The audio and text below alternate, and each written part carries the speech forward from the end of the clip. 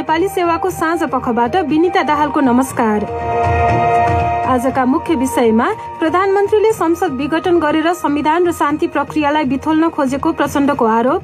केपी ओलीले शान्ति प्रक्रिया पनि विघटन गर्न चाहेका छन्। खबरदार केपी प्रवृत्तिहरूलाई।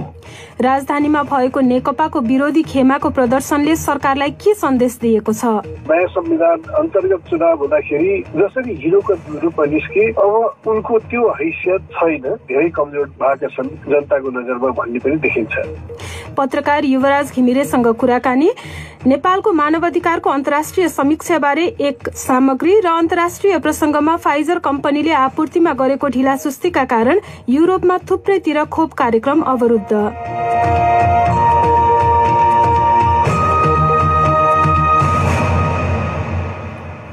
सबभन्दा पहिला आजका प्रमुख विश्व समाचार। प्रदीप बस्यालबाट समाचार सुन्नुहोस्। युरोपेली आयोगले स्वीकृत भइसकेका कोभिड खोपको आपूर्तिमा भइरहेको ढिलाइका विषयमा फाइजरसँग स्पष्टीकरण सोध्ने जनाएको छ। कयौं युरोपेली देशहरूले ढिलासुस्तीका कारण आफ्नो खोप कार्यक्रम रोक्नु परेको गुनासो गरेका छन्। आशा गरे भन्दा आधा मात्र खोप आएपछि स्पेनको म्याड्रिड र आसपासका क्षेत्रमा खोप कार्यक्रम रोकिएको छ। जर्मनीको सबैभन्दा धेरै जनसङ्ख्या भएको राज्य नर्थ राइन वेस्टफेलियाले समेत त्यस्तै गरेको छ। इटालीका थुप्रै क्षेत्रले दोस्रो खेपको सुनिश्चित नभएसम्म पहिलो खेप नै नलगाउने बताएका छन्। बेल्जियममा रहेको प्लान्टको उत्पादन क्षमता बढाउनका लागि भन्दै फाइजरले मध्य फेब्रुअरीसम्मका लागि आफ्ना आपूर्ति घटाएको छ। हंगेरीले रुसमा निर्मित कोरोना भाइरसको खोप स्पुत्निक V खरिद गर्नका लागि मस्कोसँग एउटा सम्झौतामा हस्ताक्षर गरेको छ। यो उसको युरोपेली संघ EUले चालिरहेको साझा रणनीतिभन्दा भिन्न कदम हो।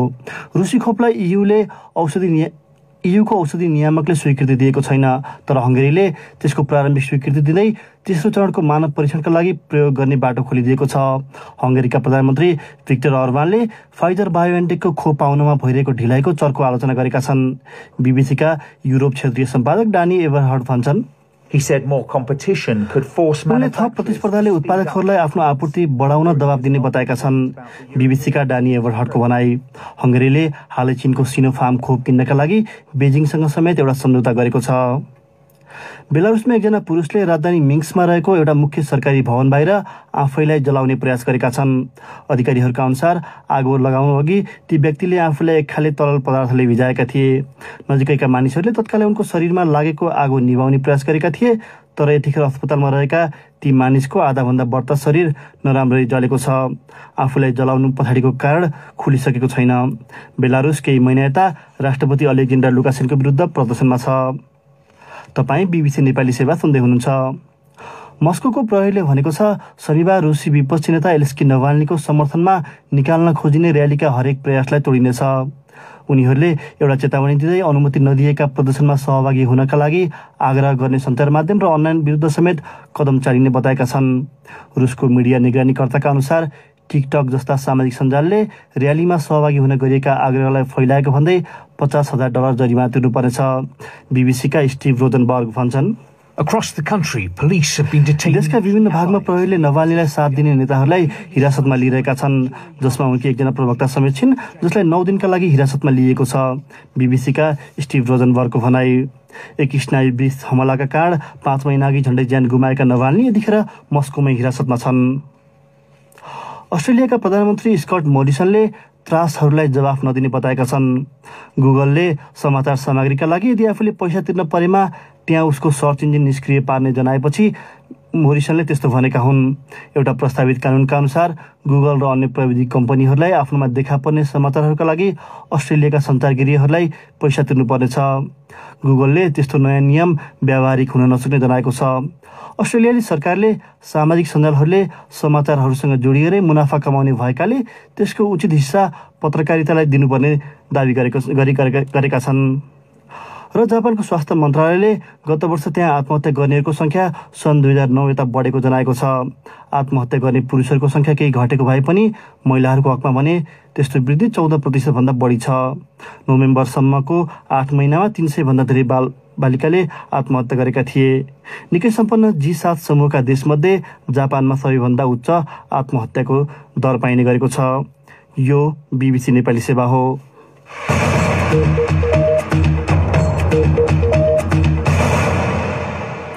साँझ साँझपखमा तपाईंलाई पुनः स्वागत छ।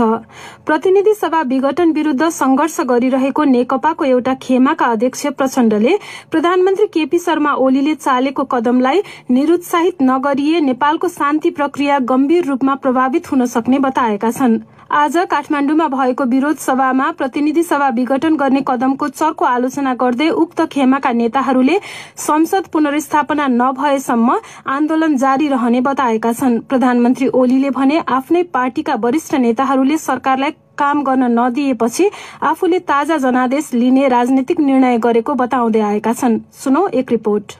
प्रतिनिधि सभा विघटन सदर भए त्यसले शान्ति प्रक्रियालाई पछि धकेल्ने भन्दै नेकपाको एक खेमाका अध्यक्ष प्रचण्डले त्यस्तो अवस्थामा आफूले लाखौं मानिस सड़कमा उतारेर शान्तिपूर्ण आन्दोलन गर्ने बताएका छन्। प्रचण्डले उनकै शब्दमा संविधान आईसीयूमा रहेको समयमा पनि प्रधानमन्त्री ओलीले ठट्टा मजाक गरिरहेको भन्दै शान्तिपूर्ण संघर्ष मार्फत प्रतिनिधि सभा विघटनको प्रतिगामी कदम सच्याउन बाध्य पार्ने बताए। प्रचण्डले असंवैधानिक कदम मार्फत ओलीले संविधान र शान्ति प्रक्रिया दुवैलाई विघटन गर्न चाहेको आरोप लगाएका छन्। केपी ओलीले शान्ति प्रक्रिया पनि विघटन गर्न चाहेका छन्। खबरदार केपी प्रवृत्तिहरूलाई शान्ति प्रक्रिया विघटन गर्ने, संघीय लोकतान्त्रिक गणतन्त्र विघटन गर्ने, संविधान विघटन गर्ने तानाशाहहरूलाई नेपाली जनताले छुट दिने छैनन्। विपक्षी खेमाका अर्का अध्यक्ष माधव कुमार नेपालले पनि प्रधानमन्त्री ओलीको पार्टी सञ्चालनको शैलीको आलोचना गर्दै बहुमत प्राप्त प्रधानमन्त्रीलाई प्रतिनिधि सभा विघटन गर्ने अधिकार संविधानले नदिएको उल्लेख गरेका छन्। संसदमा प्रतिपक्षी पार्टीहरू पनि विरुद्धमा उठिसकेपछि उहाँले नैतिकताको आधारमा पनि राजीनामा दिनुपर्छ। तर उहाँ कस्तो मान्छे हुनुभयो भने प्रतिनिधि सभामा अप्ठ्यारो पर्यो, प्रतिसभालाई नै सिध्याइदिने। आजको आन्दोलनबारे हामीले नेकपा अध्यक्ष केपी शर्मा ओलीका निकट भनिने नेताहरूसँग प्रतिक्रिया लिने प्रयास पटक पटक गरे पनि त्यो सम्भव हुन सकेन। राजधानी बाहिरबाट पनि विरोध सभामा भाग लिन ठूलो संख्यामा मानिसहरू आएको आजको प्रदर्शन हालैका वर्षमा राजधानीमा आयोजित सबैभन्दा ठूलो विरोध प्रदर्शन भएको बताइएको छ। प्रदर्शनलाई लक्षित गर्दै सुरक्षा व्यवस्था कड़ा पारिएको थियो भने प्रदर्शनका कारण राजधानी काठमाडौँका मुख्य सड़कहरूमा यातायात अव्यवस्थित हुँदा सर्वसाधारणले शास्ति खेपेका थिए। यसै सन्दर्भमा हामीले देशसंचार.com का सम्पादक युवराज घिमिरेलाई केही बेर अघि सम्पर्क गरी राजधानीमा भएको आजको आन्दोलनले के सन्देश दिएको छ भनेर सोधेका छौं। सरकारमा उपस्थिति छैन अथवा ओलीको सरकारमा उपस्थिति शून्य छ। आम जनतामा पनि त्यसको असन्तुष्टि बढिरहेको छ र आजको काठमाडौँमा जुन आन्दोलन भयो प्रचण्ड र माधव नेपालको नेतृत्वमा त्यो सँगसँगै तर योसँग फरक राजनीतिक धारहरू पनि सडकमा छन्। राजा ल्याऊ देश बचाऊ भनेर त्यसबाट यो धेरै शक्तिहरूको एउटा समानान्तर विरोध सरकार विरुद्ध भइराखे पनि यसको अर्को एउटा महत्त्वपूर्ण पक्ष के छ भने यो संविधानको र यो व्यवस्थाको विरोधमा पनि आन्दोलन भइरहेको छ। त्यसैले अब आउने दिन चाहिँ अलिकति हिंसाका, सरकारप्रति आक्रोशका र यो संविधान विपरीत र यो व्यवस्था विपरीत पनि हुने देखिन्छ। अलि लामो समयपछि सडकमा मानिसहरूको ठूलो संख्या उपस्थित भएको छ। यसले प्रधानमन्त्री ओलीलाई चाहिँ के संकेत दियो? ओलीलाई एउटा के भने भनौँ न मैले जे चाहन्छु जनताले रुचाइरहेका छन्, बोल्या छैनन्, त्यसैले रुचाएको भन्ने त्यो इम्प्रेसन उहाँको जुन भयो त्यसलाई उहाँले समीक्षा गर्नुपर्ने आवश्यकता देखिन्छ। अर्को त उहाँहरूको पार्टीको झगडा, कतिले कुन पक्षलाई सपोर्ट गर्छन् त्यो सँगसँगै सडकको शक्तिले पनि भोलिको राजनीति निर्धारण हुने संकेत देखाउँछ। तेस्रो, ओली संविधान जारी भएपछि र त्योभन्दा केही समय अगाडि र संविधान अन्तर्गत नयाँ संविधान अन्तर्गत चुनाव हुँदाखेरि जसरी हिरोको रूपमा निस्के अब उनको त्यो हैसियत छैन र उनी धेरै कमजोर भएका छन् जनताको नजरमा भन्ने पनि देखिन्छ। आजको आन्दोलनलाई सम्बोधन गर्ने क्रममा होस् अथवा विभिन्न सार्वजनिक कार्यक्रमहरूमा अभिव्यक्ति दिँदा होस्, यो नेकपा पार्टीको दुवै पक्षका नेताहरूले दिने अभिव्यक्ति चाहिँ एक अर्काको आलोचना गर्ने जस्तो देखिन्छ। त्यसले चाहिँ यो अहिले जुन संवैधानिक संकट, राजनीतिक संकट देखिएको छ त्यसलाई समाधान दिने हो कि उनीहरू चाहिँ सत्ताकै लडाईँमा छन् भन्ने मात्रै सन्देश दिएको? मुख्यतः नेकपाको झगडा चाहिँ सत्ताको हो। तर अहिले पहिलोपल्ट राजनीतिमा एउटा स्तरहीनताले तल्लो स्तर ऊ घटेको छ।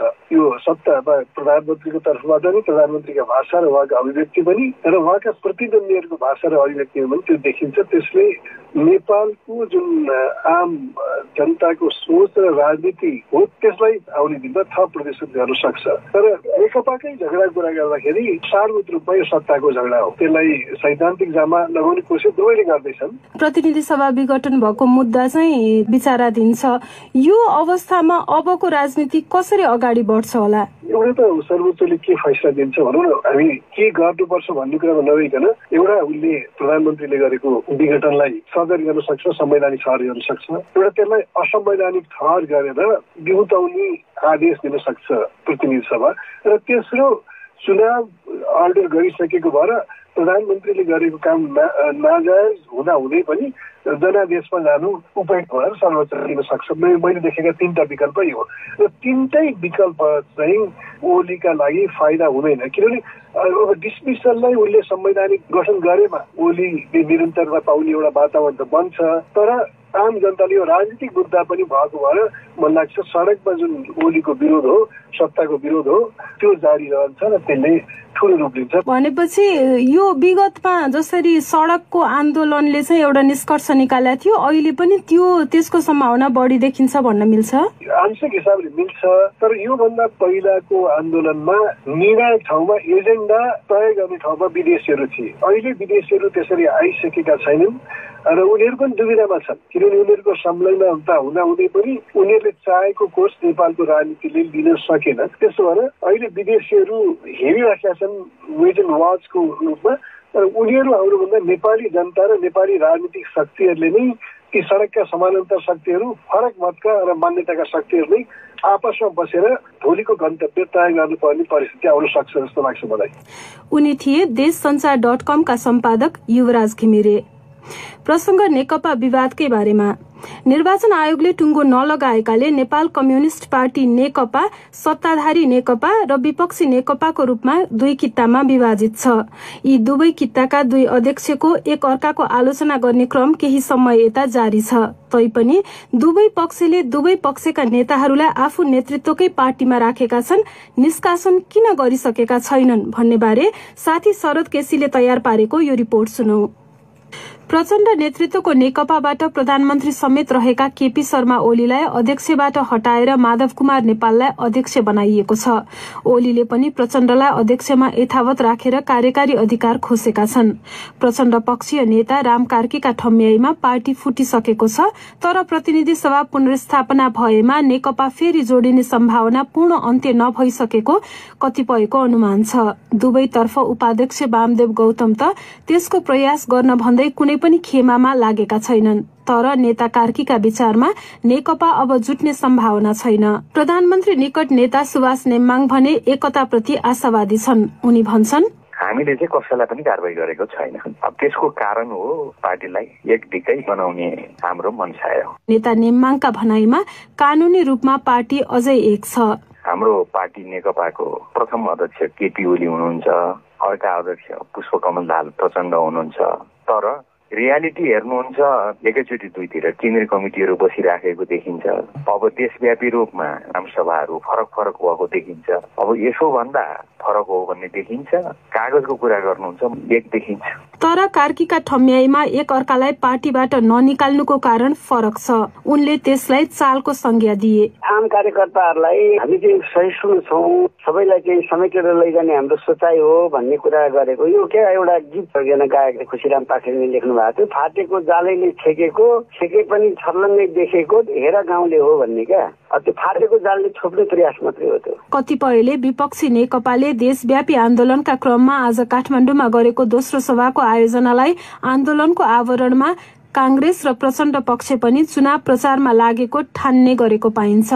नेता नेम्बाङले त्यसबारे टिप्पणी गर्न चाहेनन्। पूर्व माओवादी नेता कार्कीले भने नहुने चुनाव घोषणा गरिएको ठानेका छन्।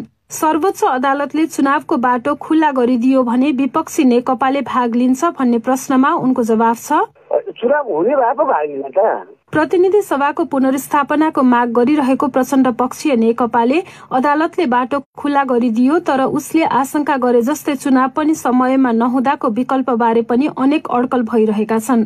त्यसपछि आन्दोलनको माग फेरिए सर्वदलीय चुनावी सरकार हुन्छ वा अरू नै केही। कार्की भन्छन्, अब नेपालका निम्ति अब अहिले त बडा अनिश्चय भयो नि त भविष्य त। अब यो त कसले जितेर जान्छ, कुन पक्ष अगाडि जान्छ भन्ने कुरा रह्यो। संविधान र कानून मान्नुपर्ने मान्छेले अमर्यादित गरेपछि संविधान कुल्चिन त सबैजना चाहिँ स्वतन्त्र भए। ओलीको नेतृत्वमा सरकार बनेको करिब 7-8 महिना भएका बेला बीबीसीले गरेको एउटा अन्तर्वार्ताका क्रममा प्रचण्डले प्रधानमन्त्री, पार्टी वा सरकारको विकल्प खोज्ने एजेन्डा नरहेको र त्यतातिर सोच्नु भनेको अराजकता र अस्थिरता निम्त्याउनु बाहेक अरू केही नहुने बताएका थिए। प्रचण्डले उति बेला स्वीकार गरेको अस्थिरता यति बेला देशमा देखिएको छ, तर यसको दोष भने दुवै पक्षले एक अर्कामाथि लगाइरहेका छन्। साथी शरद केसीले बीबीसी न्यूज नेपालीका लागि तयार पारेको यो रिपोर्ट तपाईँ हाम्रो वेबसाइट bbcnepali.com मा गएर पनि पढ्न सक्नुहुनेछ। अब पालो श्रोता प्रतिक्रियाको। प्रस्तुतिमा मलाई साथ दिँदैछन् साथी प्रदीप बस्याल। प्रधानमन्त्री केपी शर्मा ओली नेतृत्वमा रहेको सरकारले संसदको तल्लो सदन प्रतिनिधि सभाको विघटन गरे यता विरोध र समर्थनमा देशभरि भइरहेका र्याली र सभाको सम्बन्धमा तपाईको धारणा के छ भनेर आज हामीले हाम्रो सामाजिक सञ्जाल फेसबुक र ट्विटरमा सोधेको प्रश्नमा हामीलाई थुप्रै जवाफ प्राप्त भएका छन्। तीमध्ये केहीलाई हामी यहाँ प्रस्तुत गर्दैछौँ। ट्विटरमा रमेश रावत लेख्छन्, विरोध र समर्थनले सबै नेपाली जनतालाई राजनीतिप्रति वितृष्णा जगाउने कार्य बाहेक केही गर्दैन। प्रधानमन्त्री र उनको दल, प्रतिपक्षी, अरू दल सबैले राजनीतिमा घृणा सिर्जना गरेका छन्। विधि विधानको शासन चलाउन सबैले सिक्नुपर्छ। फेसबुकमा सुस्लिङ ओमको धारणा भने यस्तो छ, जनादेशमा जान्छु भन्नु लोकतन्त्र सम्मत नै होला, तर जुन ढंगले संविधानको मर्म र भावना विपरीत संसद विघटनको प्रक्रिया गरियो त्यो अस्वाभाविक, लज्जित र घृणित छ। यसैको प्रतिफल स्वरूप र्याली र सभा हुनु स्वाभाविक नै होला, तर त्यसको प्रत्यक्ष असर सर्वसाधारण जनतामा परेको छ। यस्तै गतिरोध बढ्दै गएर ध्वंसात्मक द्वन्द्वमा देश धकेलिने अवस्था नआओस्। प्रयास सापकोटाको विचार भने केही फरक छ। उनी लेख्छन्, औचित्यहीन आन्दोलन हो यो सबै। अब कसरी निष्पक्ष निर्वाचन गर्ने त्यतातिर लाग्नु बेस होला। अब गलत नियतका नेतालाई जनताले पाखा लगाउँछन्। हामी आशावादी रहौं। विक्रम भण्डारी चाहिँ यस्तो लेख्छन्, जति विरोध जति समर्थन गरे पनि आखिरमा जुन समूहको पछि लागे पनि स्वार्थ पूरा हुने नेताहरूको मात्रै हो। जनता कार्यकर्ता एक अर्काको टाउको फुटाउनु मात्रै हो, केही फाइदा छैन। नन्दराज जोशीको विचार छ, दुवैतिरको दम्ब बराबरी छ, कोही भन्दा कोही तल पर्न चाहँदैन। यस्तो महामारीको बेला शक्ति प्रदर्शन गर्नु मूर्खता हो। भोलि त्यो स्थिति नआओस्। यो शक्ति प्रदर्शनले अकालमै कसैले ज्यान गुमाउन नपरोस्। पशुपतिनाथसँग यही प्रार्थना गर्छु। ट्विटरमा विवेक दाहाल नेताहरूप्रति आक्रोश पोख्दै लेख्छन्, जनता दुःख र अन्यायमा परेको बेला कुनै दिन यिनीहरू सडकमा आउन सकेनन्, तर अहिले आफूले पद नपाउँदा उनीहरू सडकमा छन्। अब जनताले बुझ्ने बेला भएको छ। अब आजका केही अन्तर्राष्ट्रिय प्रसंग। युरोपका कैयौं भागमा फाइजर बायोएनटेकले बाचा गरे अनुरूपको आपूर्ति नगरेपछि कोभिडको खोप दिने काम कतै पर सारिएको छ भने कतै रोकिएको छ। कैयौं युरोपेली देशमा संक्रमितको संख्या उकालो लागिरहेका बेला अमेरिकी औषधि उत्पादक कम्पनीले अस्थायी रूपमा आपूर्ति घटाउनु परेको हो। बीबीसी विवरणमा आधारित एक रिपोर्ट सुनौ प्रदीप बस्यालबाट। जर्मनीको सबैभन्दा धेरै जनसङ्ख्या भएको राज्य र इटालीका कैयौं क्षेत्रमा खोपको पहिलो खेप दिने काम नै रोकिएको छ। म्याड्रिडमा स्वास्थ्यकर्मीलाई खोप दिने काम समेत बन्द गरिएको छ। इटाली र पोल्यान्डले उत्पादन घटाउने कदम विरुद्ध कानूनी उपचारमा जाने चेतावनी दिएका छन्। गत साता फाइजरले आउँदा केही साताका लागि खोपको आपूर्ति ढिलो हुने जनाएको थियो। बेल्जियममा एउटा प्रशोधन प्लान्टको क्षमता विस्तारको काम भएकाले त्यसो हुने फाइजरले बताएको थियो। युरोपेली संघ ईयूले फाइजरबाट मात्र 60 करोड डोज खोप मगाएको छ। उसले मोडेर्नाको खोपलाई समेत स्वीकृति दिएको छ। ढिलासुस्तीलाई लिएर हंगेरीका दक्षिणपन्थी प्रधानमन्त्री भिक्टर अर्बानले ईयूले त्यसको केही जिम्मेवारी लिनुपर्ने बताएका छन्। उनले अक्सफोर्ड एस्ट्राजेनिकाको खोप स्वीकृतिमा भइरहेको ढिलाइलाई लिएर ईयू प्रति असन्तुष्टि पोखे। जुन खोप अर्को साताको अन्त्यतिर स्वीकृत हुन सक्ने ठानिएको छ। ईयूले हालसम्म स्वीकृति नदिए पनि हंगेरीले धेरै मात्रामा स्पुत्निक भी खोप किन्नका लागि रुससँग एउटा सम्झौतामा पुगेको छ। हंगेरीले हालै चीनको सिनोफार्म खोप किन्नका लागि बेइजिङसँग समेत एउटा सम्झौता गरेको छ। खोपको प्रसंगपछि दक्षिण कोरिया। जहाँ महिला खेलाड़ीलाई यौन दुर्व्यवहार गरेको आरोपमा एक प्रशिक्षकलाई 10 वर्षको जेल सजाय सुनाइएको छ। स्पीड स्केटिङ खेलका पूर्व प्रशिक्षक चो जे बेमलाई खेलाड़ी सिम सुक हीलाई सन् 2018 को शीतकालीन ओलिम्पिक्स खेल अगाडि यौन दुर्व्यवहार गरेको आरोपमा दोषी पाइएको हो। बीबीसी विवरणमा आधारित एक रिपोर्ट सुनौ प्रदीप बस्यालबाटै। ती प्रशिक्षकले आफूले केवल खेलाडीलाई गाली गरेको र शारीरिक सजाय दिएको बताएका छन्। यो घटना विश्वव्यापी मिटु अभियानको समयमा दक्षिण कोरियाली खेलाडीले प्रशिक्षकमाथि दुर्व्यवहारको आरोप लगाएको सिलसिलामा पहिलो पटक प्रकाशमा आएको हो। ओलिम्पिकमा स्पीड स्केटिङ सर्ट ट्र्याक स्पर्धामा स्वर्ण पदक विजेता सिम सुक हीले सबैभन्दा पहिले सन् 2018 को जनवरीमा उक्त आरोप लगाएकी थिइन्। ती प्रशिक्षकले आफू सानो उमेरको हुँदादेखि नै पटक पटक दुर्व्यवहार गरेको उनले बताएकी थिइन्। 7 वर्षको उमेरमै आफूलाई तिनले कुटपिट गरेको र आइस हकी स्टिकले पिटेर औँला भाँचिदिएको बताएकी थिइन्। त्यसपछि अन्य खेलाडीहरू पनि अघि सरेका थिए। त्यतिखेर उनलाई सिम र अन्य 3 जना खेलाडीलाई कुटपिट गरेकोमा 10 महिनाको जेल सजाय सुनाइएको थियो। सन् 2018 को डिसेम्बरमा 21 वर्षीय सिमले चोमाथि यौन हमलाको आरोप लगाइन्।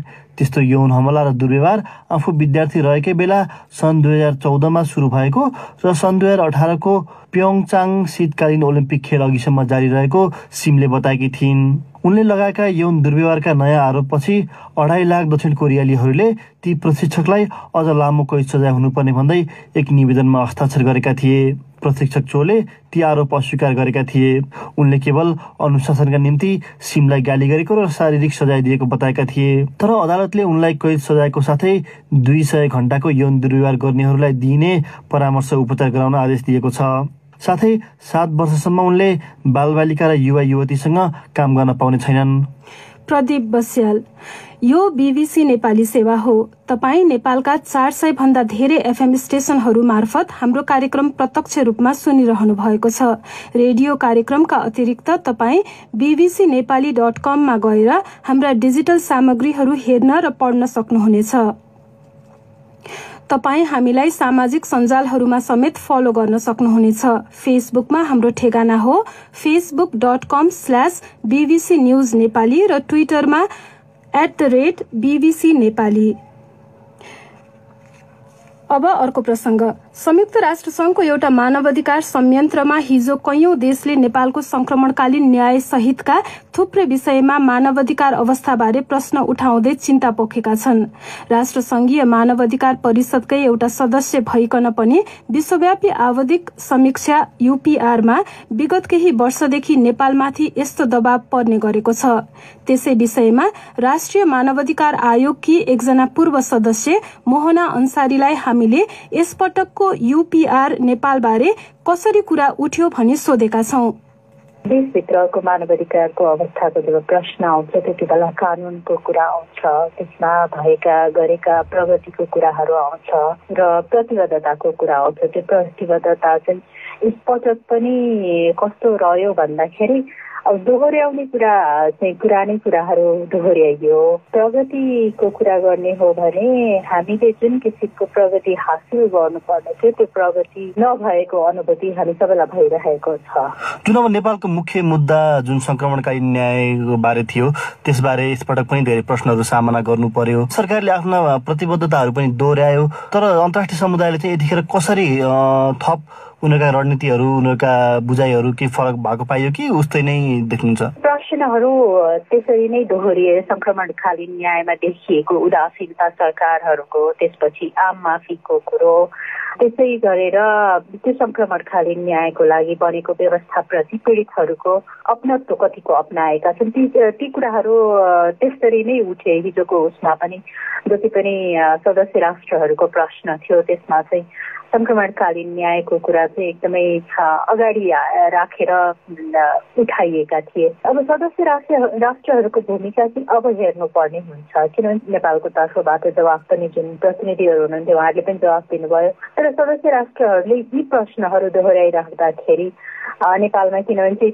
तीनै मूल राष्ट्रहरूले जस्तै अब हामीले हेरौँ अमेरिका, बेलायत, युरोपियन युनियन, त्यसपछि क्यानाडा, जसले चाहिँ रेगुलरली, अस्ट्रेलिया जसले रेगुलरली यो प्रश्नहरू उठाउँदै आइरहेको छ, उसले चाहिँ अब नेपाललाई हेर्ने दृष्टिकोणमा उसको के परिवर्तन आउँछ, उसले कसरी यो कुरालाई हेर्छ भन्ने कुरा चाहिँ हाम्रो लागि पनि अब भविष्यमा हेर्नुपर्ने कुरा चाहिँ त्यही हो। जस्तो अब विगतमा चाहिँ कतिपय आन्तरिक राजनीतिक अवस्थाको कारण पनि अन्तर्राष्ट्रिय मञ्चमा कठोर प्रश्नहरू सामना गर्नु परेको विगत छ। अब यसपटक चाहिँ त्यस्तो त्यो छनक केही पाइन्थ्यो त्यसको पनि? तिनै शब्दावली थिए, तिनै प्रश्नहरू थिए। यहाँसम्म कि मानवाधिकार आयोगको स्वायत्तता र स्वतन्त्रतामाथि पनि प्रश्न उठेको थियो। राष्ट्रिय संयन्त्रहरूलाई कसरी सरकारहरूले बलियो बनाउनु पर्छ, कसरी बलियो बनाएर लानुपर्छ भन्ने समेत प्रश्न उठेको थियो।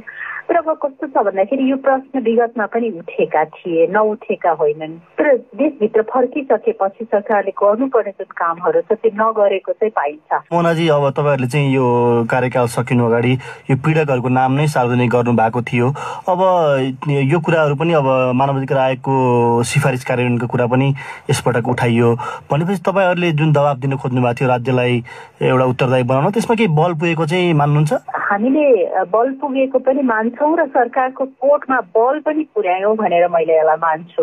अब राष्ट्रिय मानवाधिकार आयोगबाट हामी बाहिरिने बेलामा जसरी मानवाधिकारको उल्लङ्घनकर्ताको व्यक्तिहरूको नाम सार्वजनिक गर्नु, त्यसलाई दस्तावेजीकरण गर्नु, त्यो एउटा महत्त्वपूर्ण दस्तावेजको रूपमा रहिरहेको छ। तर अब सरकारले यसलाई कार्यान्वयन कसरी गर्छ त्यो चाहिँ आम मानिसले हेर्नु चाहिँ पर्ने बेला चाहिँ हो। यो जस्तो अब अन्तिममा जुन तिब्बती शरणार्थीको विषयलाई लिएर अमेरिका र चीन बीच पनि केही सवाल जवाफहरू भए, कुराहरू उठे, त्यसलाई चाहिँ कसरी हेर्ने? मानवाधिकारको जब विषय अथवा सवाल हुन्छ त्यहाँ देशभन्दा पनि मानव नै ठुलो हुन्छ। त्यस शरणार्थीको विषय जुन देशमा आउँछ त्यो देशमा उसको सुरक्षा, उसको अन्य आर्थिक सामाजिक सांस्कृतिक अधिकारहरूको प्रत्याभूति सँगसँगै उसको पहिचान पनि त्यहीँबाट ग्यारेन्टेड भएर जान्छ। हामी त्यसको पक्षराष्ट्र नभए पनि हामीले जब त्यो मुलुकका व्यक्तिहरूलाई लिइसक्छौँ त्यसपछिका हाम्रा प्रतिबद्धताहरू त्यसरी देखिने जाँदैछ। अब टसलको कुरा आफ्नो ठाउँमा होला, तर तिब्बती शरणार्थीहरूले जुन अवस्था भोगेका थिए त्यो त हामी सबैको सामु छर्लङ्ग छन्। उनी थिइन् राष्ट्रिय मानव अधिकार आयोगकी एकजना पूर्व सदस्य मोहना अन्सारी, साथी प्रदीप बस्यालसँग कुरा गर्दै। अब आजको अन्तिम विषय संक्षेपमा। सरकारले सहमति गरे पनि कार्यान्वयन नगरेको भन्दै उखु किसानहरूले भोलिबाट आन्दोलन शुरू गर्ने जनाएका छन्। यसअघि उनीहरूले 21 दिनभित्र उखु किसानको सम्पूर्ण बाँकी बक्यौता रकम भुक्तानी गराइदिन सरकारसँग सम्झौता गरेका थिए। माघ 5 गते सरकारसँगको सहमति अनुसारको समयावधि समाप्त भए पनि भुक्तानी हुन नसकेको भन्दै उखु किसान संघर्ष समितिले पुनः आन्दोलनको घोषणा गरेको विज्ञप्ति मार्फत जनाएका हुन्। उद्योग वाणिज्य तथा आपूर्ति मन्त्रालयले मौखिक रूपमा 65 करोड़ रूपैयाँ कबूल गरेको रकम मध्ये 57 करोड़ रूपैयाँ भुक्तानी गराइसकेको र बाँकी 8 करोड़ मन्त्रालयको नियन्त्रणमा आइसकेको जनाएको भए पनि यसमा शंका रहेको संघर्ष समितिले बिहिबार विज्ञप्ति जारी गरी जनाएको हो। अब अन्त्यमा प्रमुख विश्व समाचार संक्षेपमा। युरोपेली आयोगले स्वीकृत भइसकेका कोभिड खोपको आपूर्तिमा भइरहेको ढिलाइका विषयमा फाइजरसँग स्पष्टीकरण सोध्ने जनाएको छ। कयौं युरोपेली देशहरूले ढिलासुस्तीका कारण आफ्नो खोप कार्यक्रम रोक्नु परेको गुनासो गरेका थिए। मस्कोको प्रहरीले भनेको छ शनिबार रुसी विपक्षी नेता एलेस्की नभाल्नीको समर्थनमा निकाल्न खोजिने र्यालीका हरेक प्रयासलाई तोडिनेछ। हंगेरीले रुसमा निर्मित कोरोना भाइरसको खोप स्पुत्निक V खरिद गर्नका लागि मस्कोसँग एउटा सम्झौतामा हस्ताक्षर गरेको छ। यो उसले युरोपेली संघ EUले चालिरहेको साझा रणनीतिभन्दा भिन्न कदम हो। बेलारुसमा एकजना पुरुषले राजधानी मिन्स्कमा रहेको मुख्य सरकारी भवन बाहिर आफैलाई जलाउने प्रयास गरेका छन्। अधिकारीहरूका अनुसार आगो लगाउन अघि ती व्यक्तिले आफूलाई एक खाले तरल पदार्थले भिजाएका थिए। अस्ट्रेलियाका प्रधानमन्त्री स्कट मोरिसनले त्रासहरूलाई जवाफ नदिने बताएका छन्। गुगलले समाचार सामग्रीका लागि यदि आफूले पैसा तिर्नु परेमा त्यहाँ उसको सर्च इन्जिन निष्क्रिय पार्ने जनाएपछि मोरिसनले त्यसो भनेका हुन्। र जापानको स्वास्थ्य मन्त्रालयले त्यहाँ गत वर्ष आत्महत्या गर्नेहरूको संख्या सन् 2009 यता बढेको जनाएको छ।